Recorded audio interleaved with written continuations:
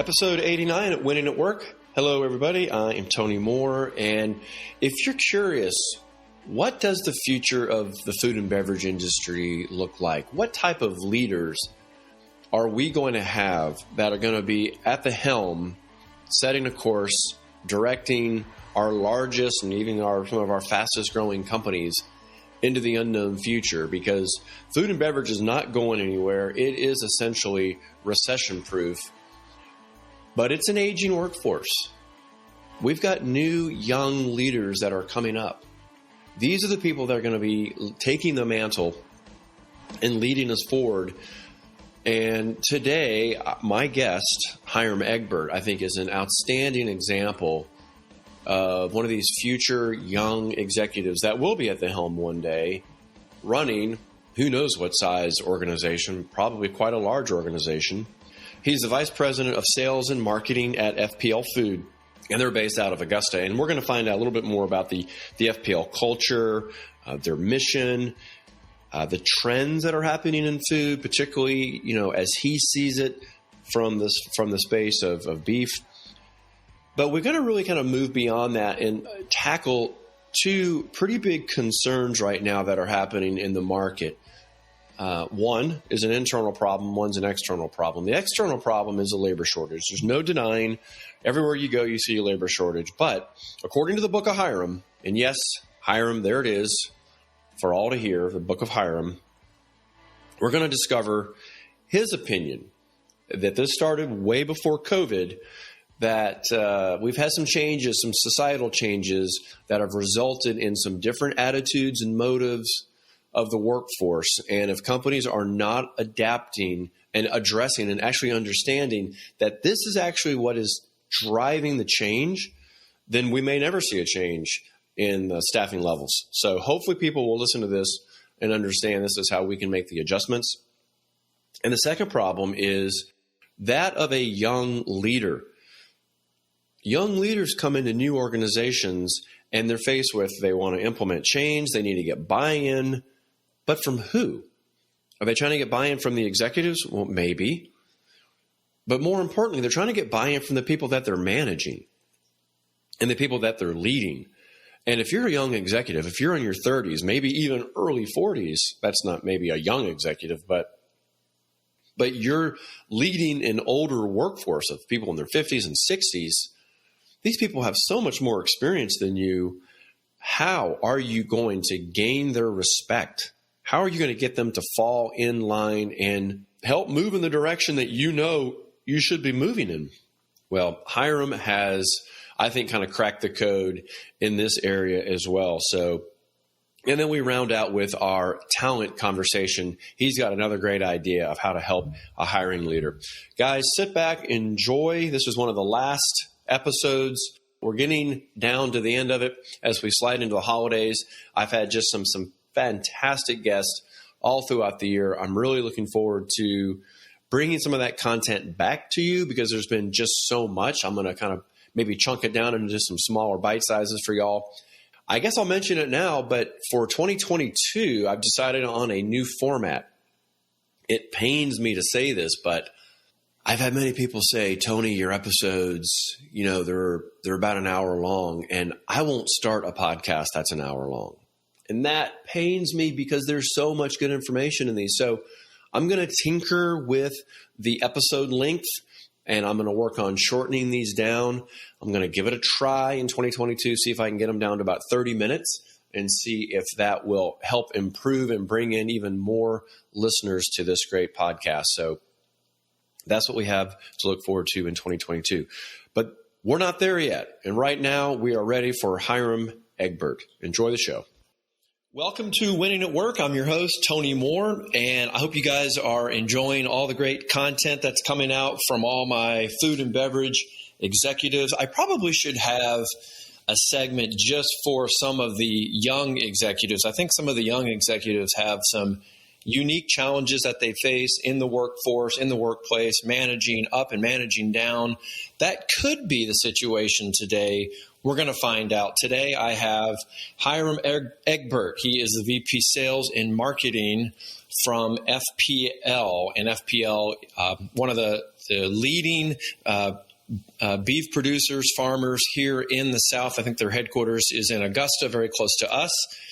So you've got beef and you have the masters over there in Augusta, Hyrum. Yes, we do. And thank you for letting me on the show today. I'm very excited for today's discussion. But yes, we have beef, we have golf, and we have the medical college. That's about what we have going on here in Augusta. That's right. The center of the world focuses on you guys for about 2 weeks, and then the rest of us in the South, we just enjoy getting our beef products from there. Now let's play genealogy today. I could end up being horribly wrong. It won't be my first or last, but there was a gentleman I placed years ago, and his first name was Egbert. He was Egbert Jathos, and he was of German descent. That's the only time I've ever seen Egbert. So really? am I even on the right continent? Yes, my genealogy is from there for sure. That is the right continent. That's very interesting. So I nailed it. Yeah, sure. I like it. Close. Am I right? Is that true? Yes, it's the right continent for sure. Yes, 100%. Well, that's great. But again, his first name was Egbert, so I thought that was kind of right. They must have just wanted to kind of pass on that family name. So they like the last name that much that they put it as a first name. Exactly, they loved it that much. It's a very special lineage that you come from, Hyrum.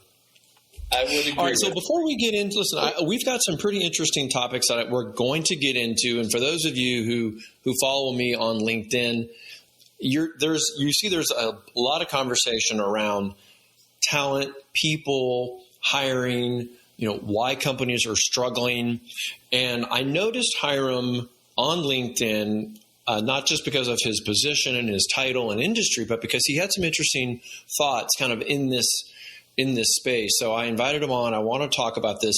But before we kind of get into our kind of people discussion around hiring and talent, I want to understand a little bit more about FPL. I mean, definitely tell us a little bit more about the company, the brand, the culture, what's happening at FPL. Absolutely. No, thank you for this opportunity. FPL is a powerhouse in the Southeast. We have a lot that we offer to our consumers and to our customers alike. So we believe that we are the only vertically integrated farm-to-plate capable company of our size out there. What do we mean by that? From our standpoint, we own the genetics of the animals. We feed the animals in our own feed yards in Georgia. And we also have one in Texas. And we harvest the animals in Augusta. And then we go to our further processing plant down south, also in Georgia, in the Thomasville area, where we can make case-ready ground beef, cut steaks, and a number of other things. So we believe that we have a fantastic sustainability story, and we believe in transparency and what we can show to the world. Honestly, it's what the world wants. In terms of our culture, right? And maybe I'm jumping ahead of myself. No, it's quite all right. There's no rules here on winning at work. This is how we do it. Okay, perfect. In terms of our culture, first and foremost, the bedrock of it has to be honesty and integrity. We have to be honest with ourselves and our customers. We have to have integrity. We are very energetic. We are very agile and adaptable to market trends and market movements. And most importantly, we're human. And what I mean by that is sometimes, in large organizations, they get caught up in the minutia and sometimes they lose their humanity. We know what it's like to be human. We know what it's like to have issues with daycare. We know what it's like to, have illness in the family or death in the family. And because of that, we are able to help one another more fully, in my opinion. So the culture is just great. And last but not least, it's fun. We have a lot of great times every time that we're together. So fun and human. Yeah. Well, I'm glad we're talking to humans, because this would be the first. This would be the first alien podcast. I mean, that would really catapult Winning at Work to a whole nother category. No, but seriously though, because big companies do get more focused on preserving their policies and, not just taking into account just the normal things that happen to people. And I don't know if that comes out of the fact that you're farmers first. I mean, I think farmers hold kind of a unique place in America, because that's really how America started. You had to care not just for your farm and your soil, your plants, your animals. You have to have a heart. You've got to be tuned in to the things that are around you. So I think it's probably really just kind of a natural outpouring of just being a farmer. I think you're spot on there. Our owner and CEO, Francois Leger from France, he comes from an agriculture background in France, and he spent a lot of time in other organizations, and of course opening FPL. You're spot on. He knows what it's like to grow crops. He knows what it's like to grow animals. He knows what it's like to be there and work hard. And that certainly has played a role in our success as a company, but also as individuals in our work ethic that we have. There's so many trends happening right now across the world of protein and, sustainability. You mentioned that. You kind of touched on that a little bit. And I know for some folks in the fish world, you can order a piece of fish and a little flag or something will come in the fish, little QR code on the back, and you can kind of see, where it came from. Is that kind of just gimmicky a little bit, or is that something that you see kind of happening in the beef world? Because I don't think I really see that. Well, maybe I'm missing it, but I can't remember seeing that in steak. Yes, the interesting thing about that is you haven't seen that in widespread, large retailers necessarily. Some of the larger places out there, you haven't seen it a lot because it's not as common.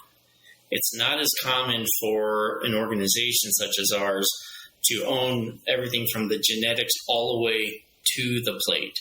And because of that, we offer a very unique capability. We DNA test our animals. We know exactly where our animals came from. We know what their genetics are. We know, to the DNA level are where our animals are coming from and what they are. That's something that's very unique that we started years ago before I ever joined FPL. That part in and of itself is amazing.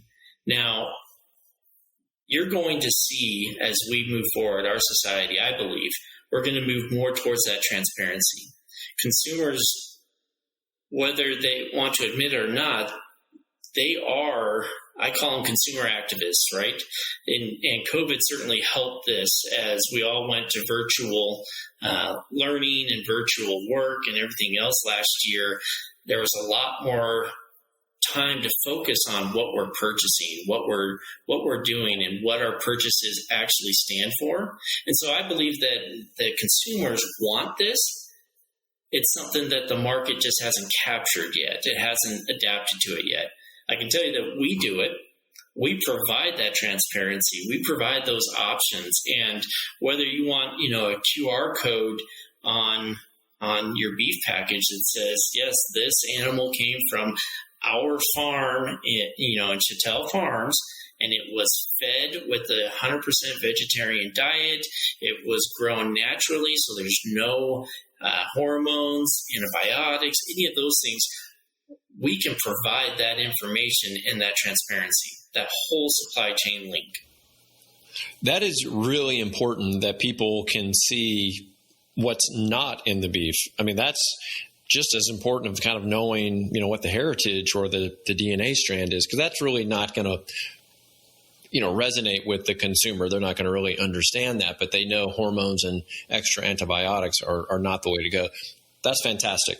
I'm really glad I'm really glad to know that that's happening, because that's one of the big knocks against, Yes.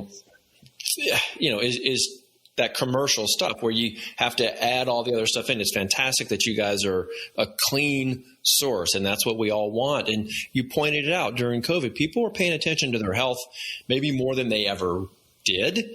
And so they know if they watch what they put in, that's going to help them. So I think that really positions FPL in a pretty strong position. Yeah. And Tony, if I may, from a sustainability standpoint, in today's world, sustainability is one of those catch-all phrases. It's almost become a commodity word out there. And somebody's going to say we're sustainable. Well, okay, prove it. Prove to us that you're sustainable.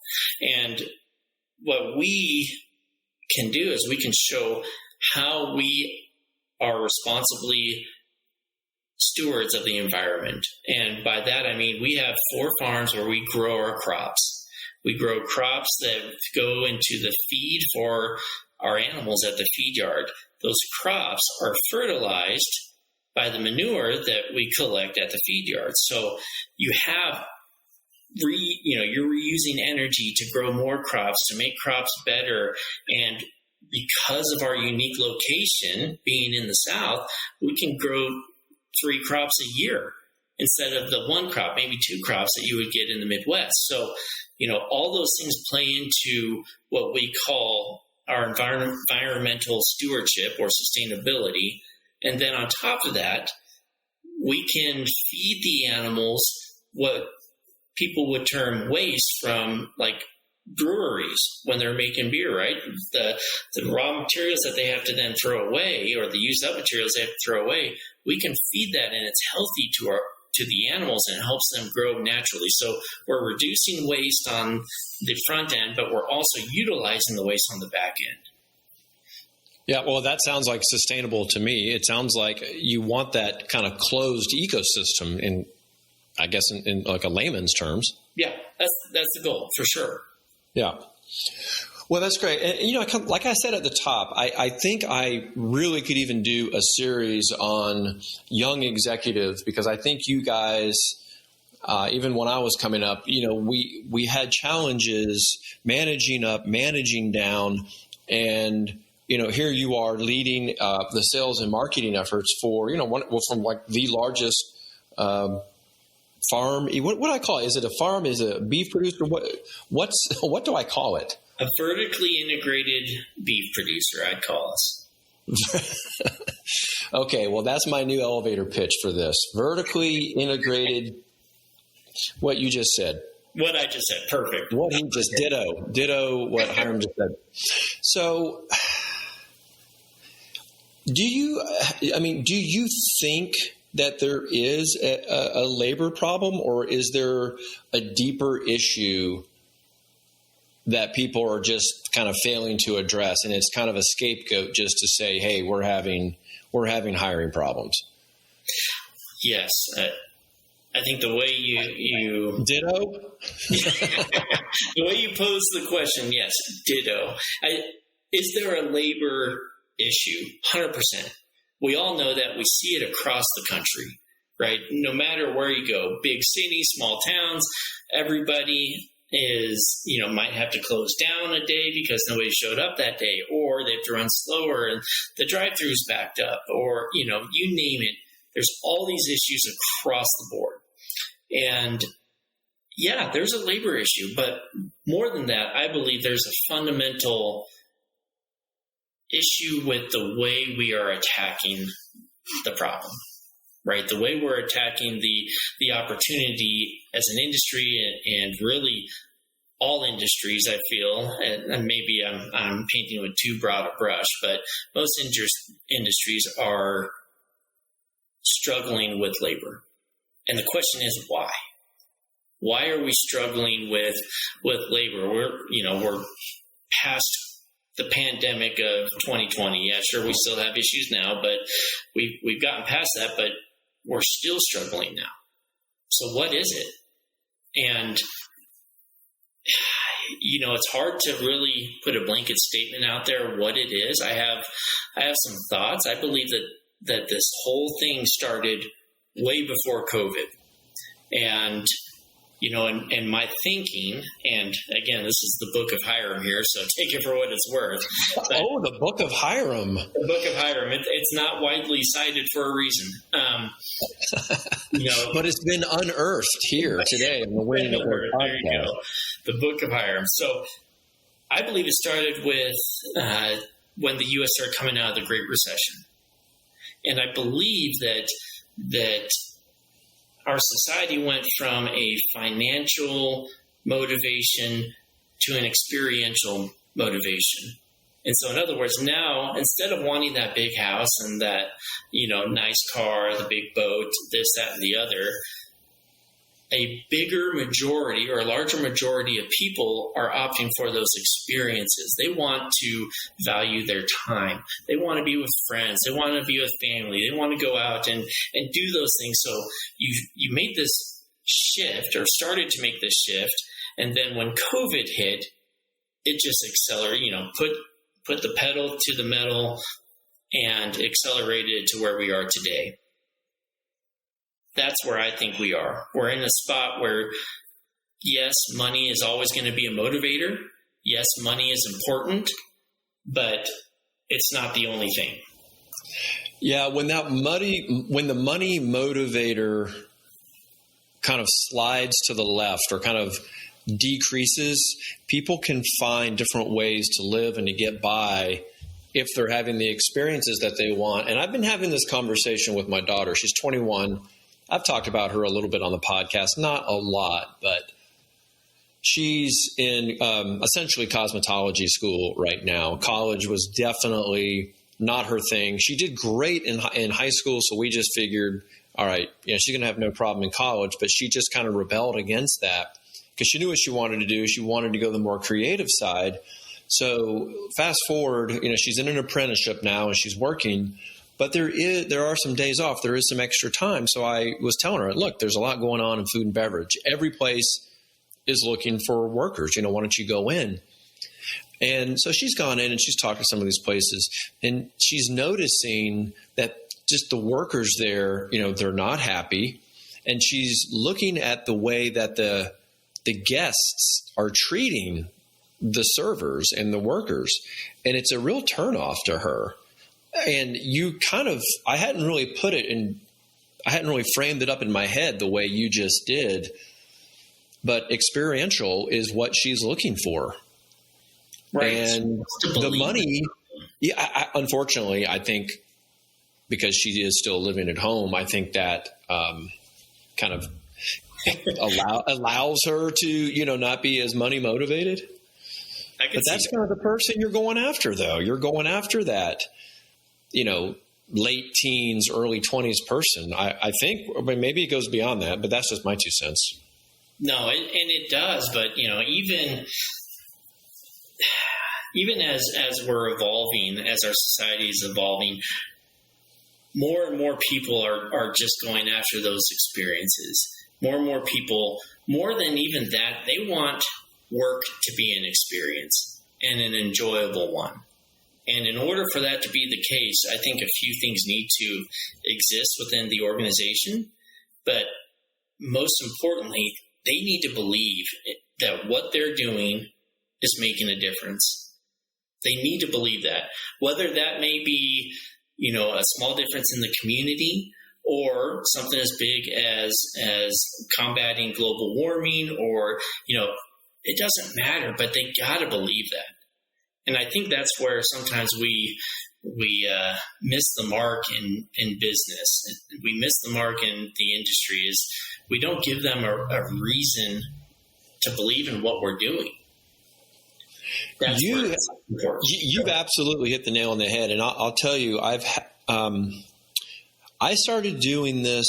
So I finished a class on servant leadership, and it was about a 9-week course. And kind of throughout that, I realized that people need to connect what they're doing with an aspirational goal or maybe a transcendental goal, something that means a lot to them, but it's something that you'll never quite attain. It's kind of like what you lived your life for, like a life purpose. You'll kind of always be striving for it. And when you can force someone to go through what I call the 5 whys, well, that's not me. That's kind of a thing. It's out there, So if you ask someone what's important to them and they say, well, I want to, buy a home for my parents. Well, okay, why? And you just kind of keep drilling down.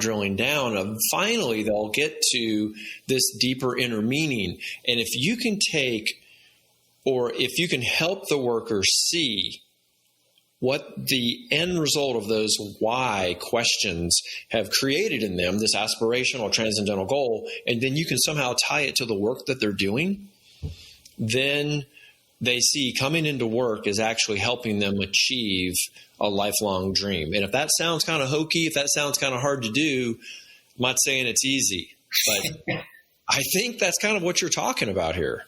Yes, we have our work cut out for us. Look, we're not going to sugarcoat anything. It's a difficult job. I don't think so. I think we just give them the book of Hyrum. I think the day they start.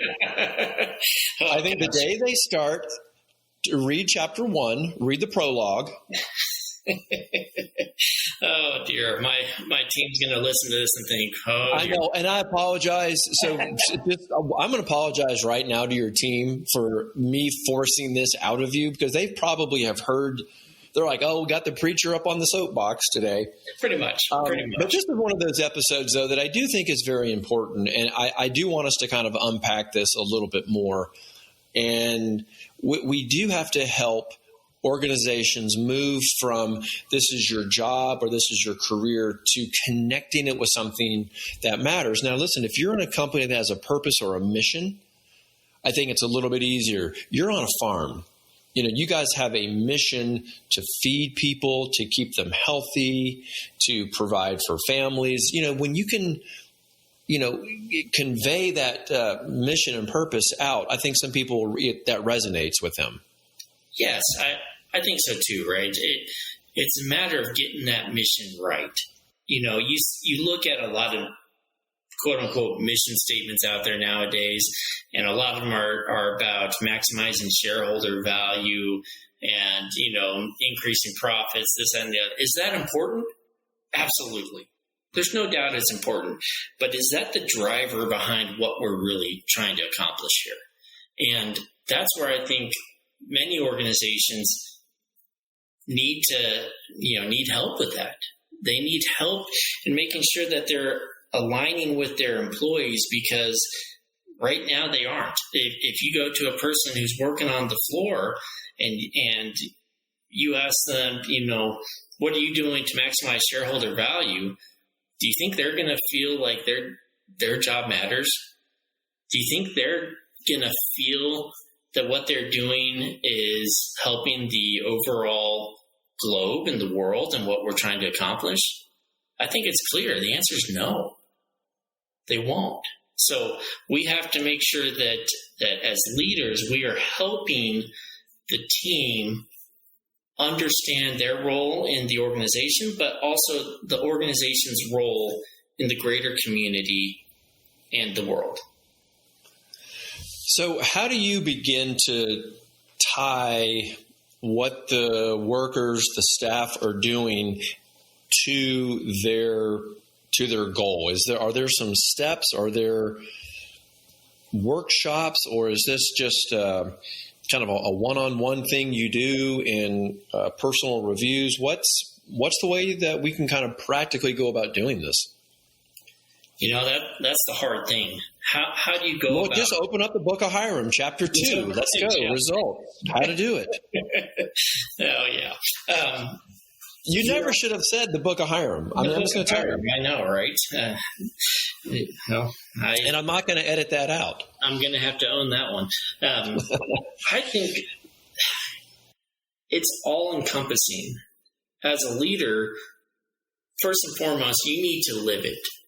You need to have integrity with your team members, and they need to understand that you truly believe in what you're doing. That's fundamental to having anybody understand what you're doing, whether that be in business or in life or anything else. So you need them to know that you believe. That's huge. But you also need to make sure that it's intertwined in all of your conversations, whether it be one-on-one, whether it be in a small team meeting, whether it be in a company-wide meeting. You need to make sure that you're repeating it often, and that your actions, it's almost like those OKRs that have become popular, right? What's your objective? What is your overall mission? And if it's to be... What does OKR stand for, just so people who may not know? Objective and key results. So, it's another way of KPI formation, stuff of that nature, key performance indicators. So, you have this overarching vision or mission or your goal. Everything needs to roll up into it. It needs to focus on achieving that goal. And if it's to provide an end-to-end beef solution, farm-to-plate beef solution for consumers and for our customers, then everything we're doing needs to roll up into that and into that sustainability, that transparency, and everything we're talking about. That's what I think. So it's much, much, much easier said than done. All right. So I've touched on this a few times about the challenges of being a young executive. So here you are. You're brimming with ideas, with inspiration, with, I think, a fantastic message, that you're working to instill in your staff. And of course, you're living it. But now you're in the executive boardroom, and now you're kind of managing up. What are the challenges now when you bring these types of ideas into the organization as a whole at the leadership area? Now you've got to influence and try to move the needle with the people that are going to be setting the tone and the culture from the executive level. That's a great question. I believe the most simple way of putting it, you need to have a CEO or an owner or whoever sits at the top of the organization. You need somebody who's willing to listen, but also willing to lead and know how to make their people feel heard. You got to have that. And I can speak from my experience here. We have it at FPL. It's fantastic. So in traditional businesses and roles that I've had in the past, it's really difficult to speak of this stuff with any type of it's not efficiency, but any type of force, I guess, when you don't have hard metrics behind it.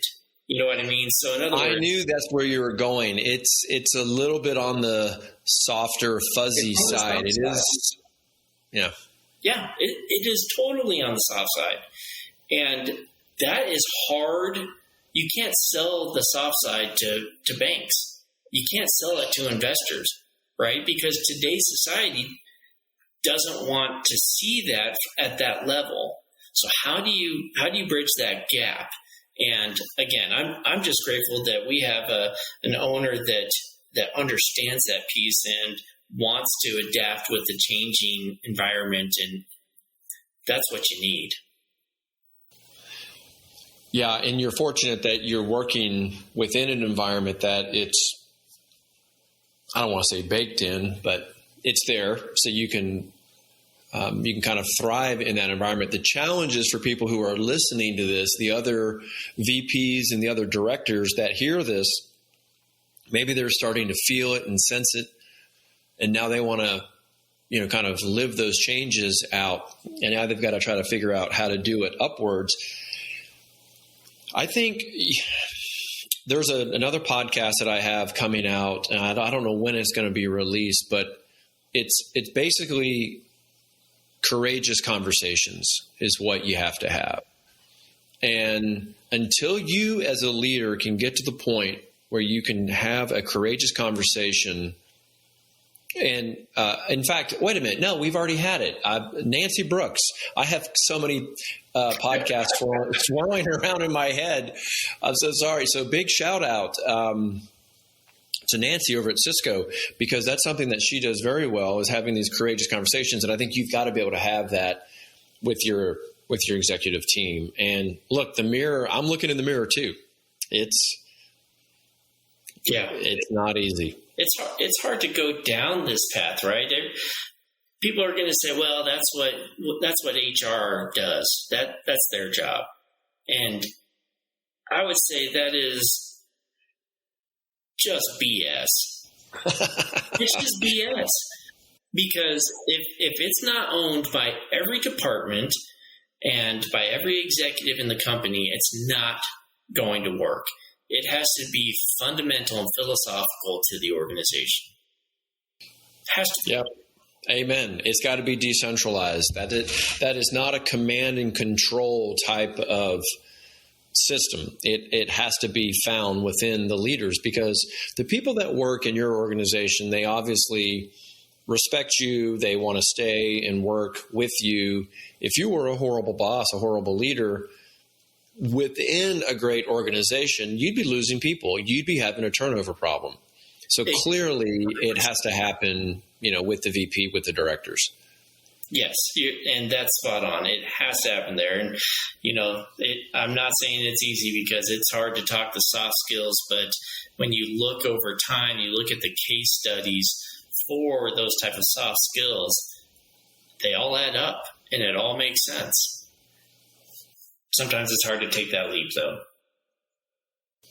Yeah, I think sometimes when I hear these conversations, I'm still kind of left with, I still have my own situation, and I still have to manage through it. So I think there have to be baby steps. And what you were describing about living it, that's something that you discover in servant leadership. It's called referent power.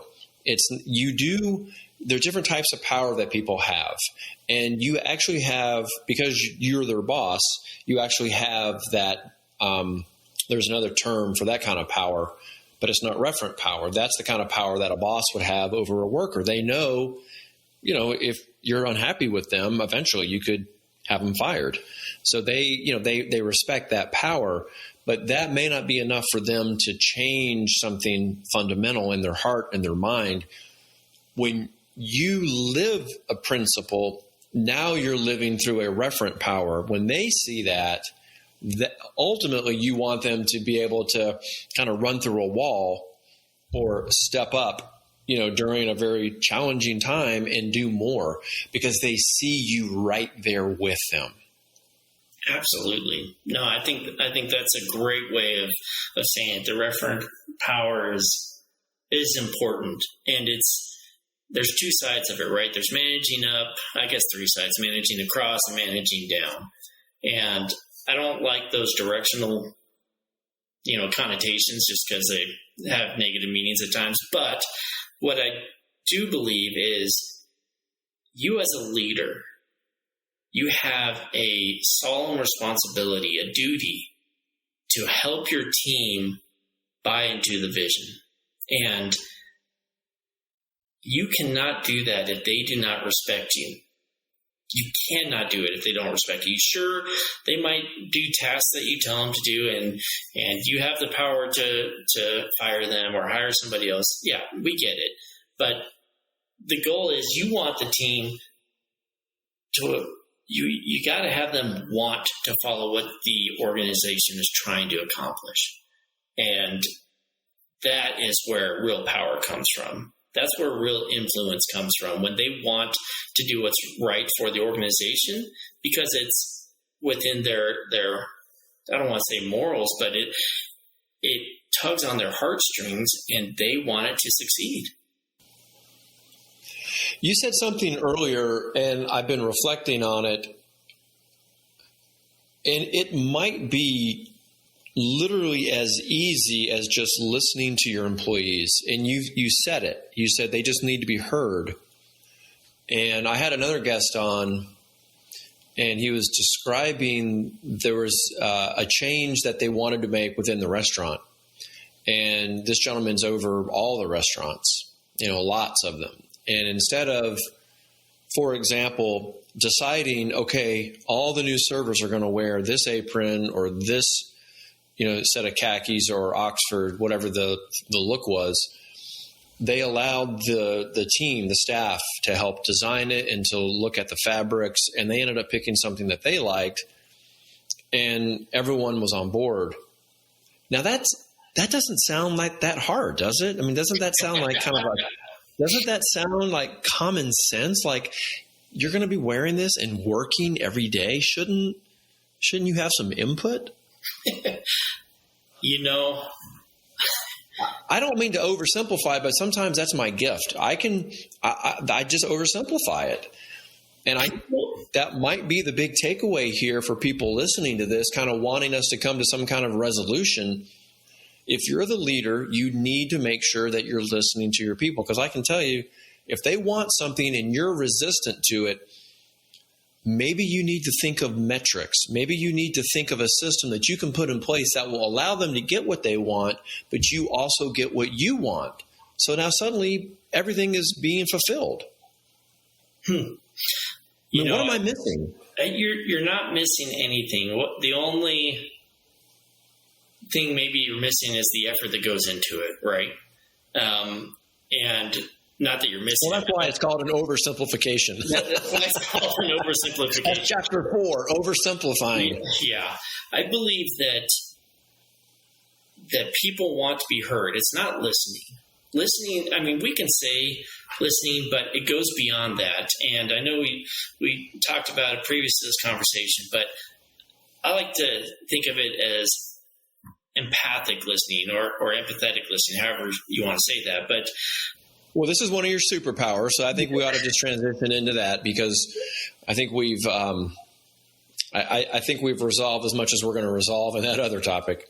No, absolutely. And, we talked about it, and you've mentioned a couple times on this podcast, today that what makes, quote unquote, these young executives successful? How do they succeed? And you think about our industry, and our industry is definitely an aging industry in the ag world, the beef packing industry.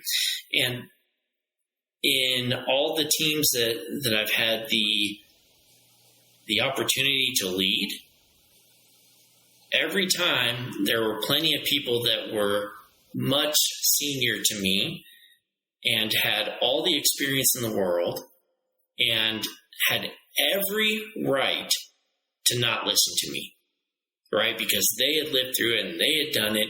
Yes, I was the boss, but they knew how things ran.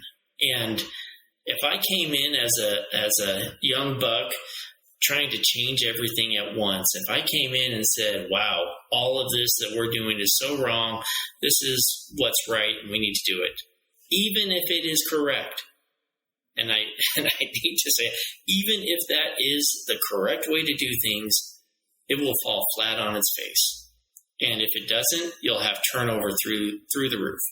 And so in those instances, the most important thing for me to do is to let them know that I have heard them. Not that I listen to them, but actually let them know that I've heard them. And there's a lot that goes into it, and there's a lot of books out there, great books out there on influence and how to understand, when your team member feels heard.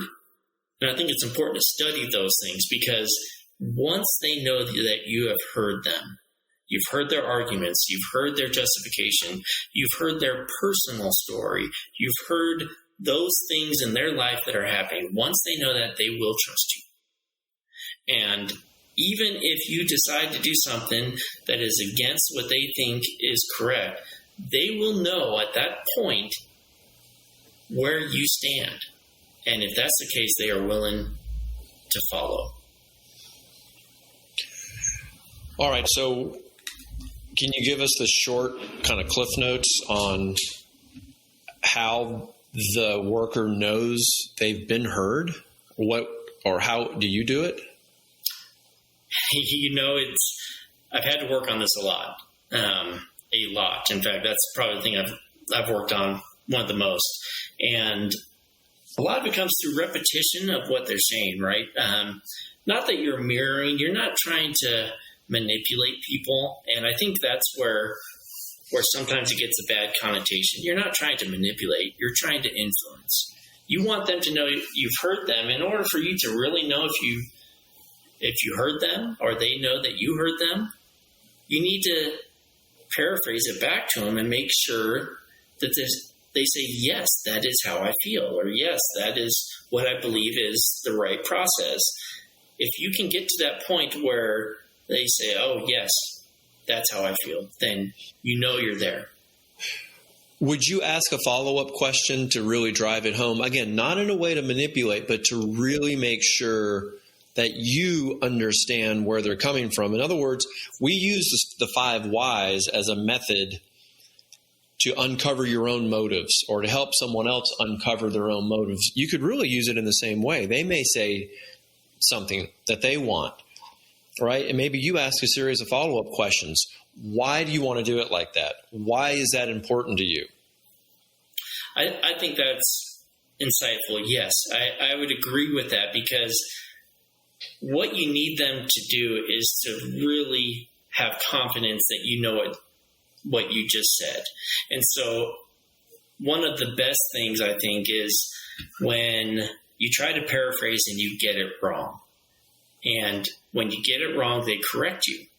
That's when you know that you're having that heart-to-heart dialogue and you can really get it right. So then you push a little further and you ask, well, why do you believe this way? And what do we need to do to help, this thing get better? You really then start opening the communication from just hearing and speaking to the heart. And then you're saying, even if you want to go in a different direction, because they've had their voice heard, you find that they'll still follow you. I find that more often than not, they are willing to follow. They still might think you are dead nuts wrong. But at least they feel that they've been heard and they believe that you as a leader are making the right decision, or they trust in that decision. At least that's been my experience. I mean, there is no silver bullet, but these are just some practical steps that you can take. Yes, exactly. There's no silver bullet. It's made of, nothing really is nowadays, but that is one of the things that will help endear your hearts to the hearts of your team members. And again, I know we're getting into really soft stuff here, but that is what helps influence. That is what helps you grow together as an organization. And then you achieve true unity and not just unity that everyone talks about. Well, but I think through this conversation, you're really showing how the younger crop of executives are leading. And you didn't actually, I guess you did touch on it. And this is obviously something that young executives have to deal with. It's that you're managing people who are older than you. And yes. And it just kind of occurred to me that this is what you do to help the older worker become comfortable with you. Yeah. I think that's spot on, right?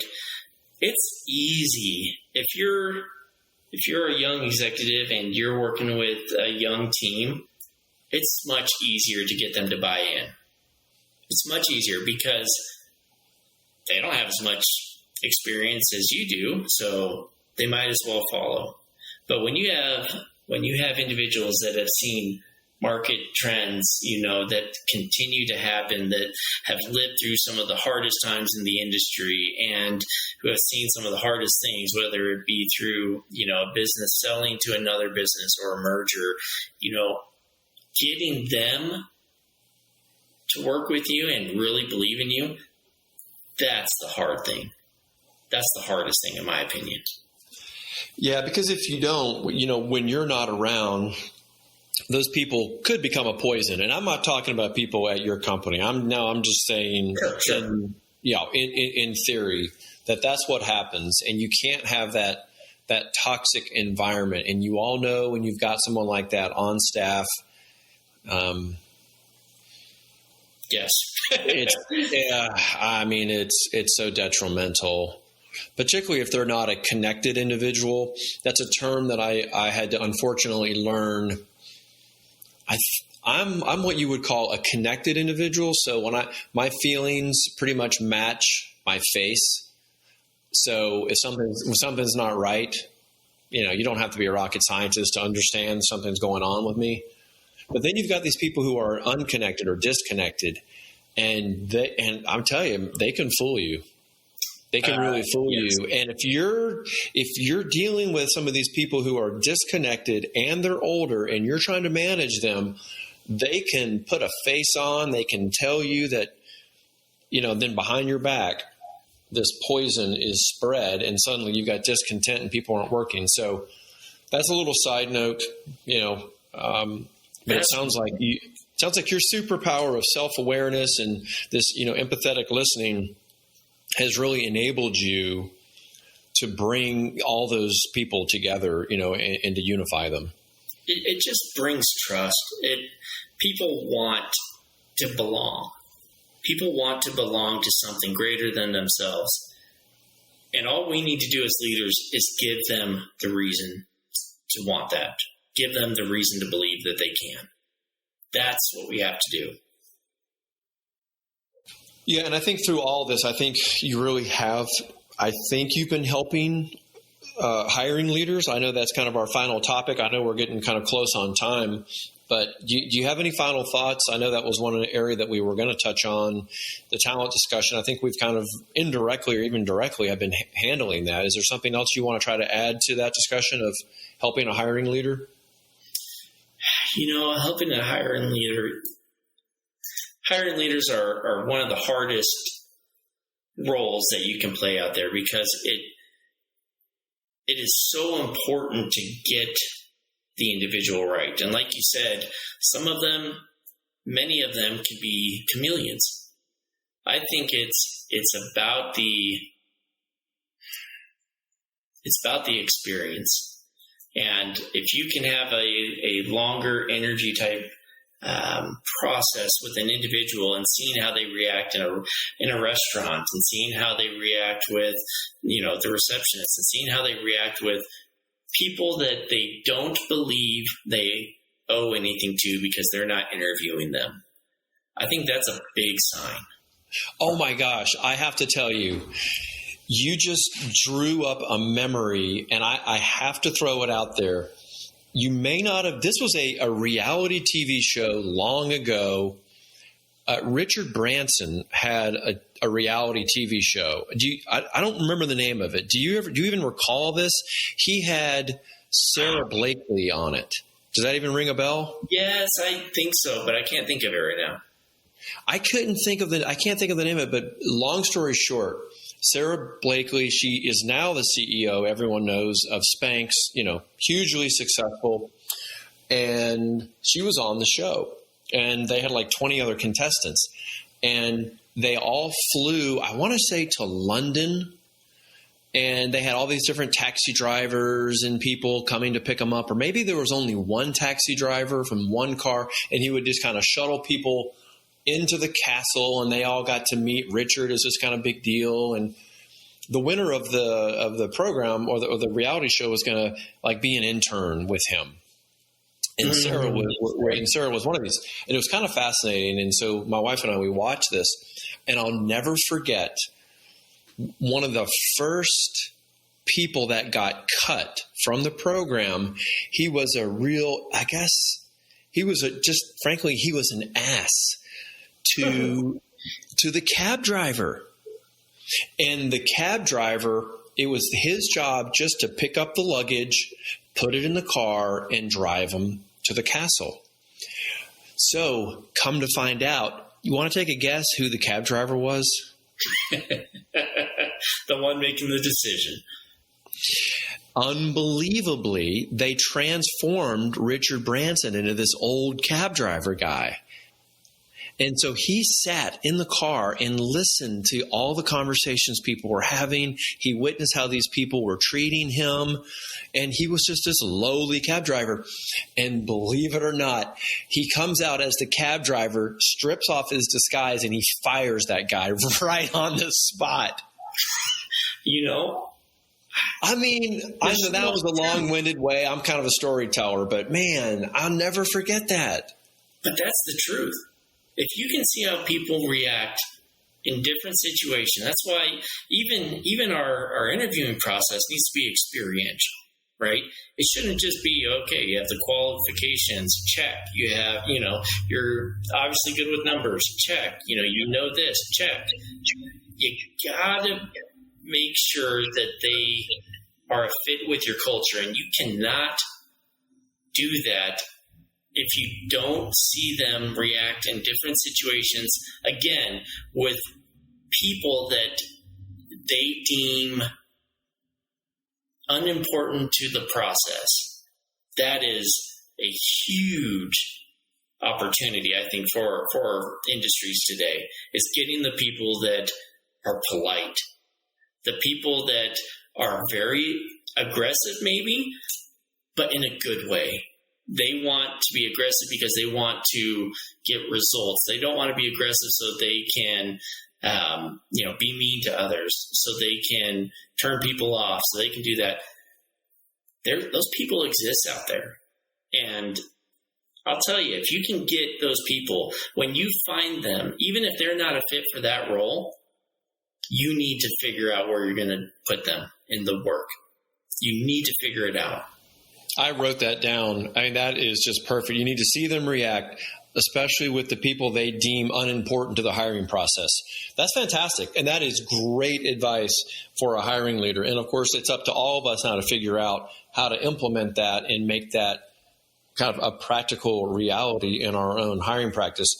This has been fantastic, Hyrum. I wasn't sure we were going to go this deep on some of the soft stuff, but I got to tell you, I think once we kind of got to the end of it, I realized maybe I'm just slow. I think I just figured it out. This is your superpower. I mean, this is how you've managed to work with, all these different people, all these different ages, is because you employ these listening skills. And I hope everyone stuck through it, because I think now they're going to see the light bulb. That's how you do it. And a great session, I think, for those young executives out there. And frankly, the last comment obviously is great for all hiring leaders, but I really think especially great advice, for those, 20-something, 30-something-year-olds that are, moving up the chains. And, you got some young VPs out there that you're going to be managing people who are 40 and 50 years old. Oh, yeah. And 60 and 70 sometimes. I was getting ready to say that. Wow. It's true. That's true. Yeah. It's true. No, I very much appreciate you having me on your podcast and talking about this stuff. If you can't tell, I am very passionate about this stuff. I'm very passionate about teaching it to my children, teaching it to anyone that'll listen. And I think it's that important. We need to make sure that our organizations don't lose our humanity. That is the most important thing. And we see it every day on the news. We see it everywhere in society. We need to change that. We need to make sure that we are leading with empathy and that we don't lose our humanity. That's right. I think the country is going through an awakening right now on multiple fronts. So I think this conversation kind of ties into that overall kind of mood or culture, I guess, if you will, of the period that we're in. So that's fantastic. I appreciate you taking time out of your busy day to come and share your knowledge with us and kind of your management leadership style. It's been great. Hyrum, really, really appreciate it. Thanks so much for being here today on the Winning at Work podcast. Thank you. And thank you, listeners. Appreciate it.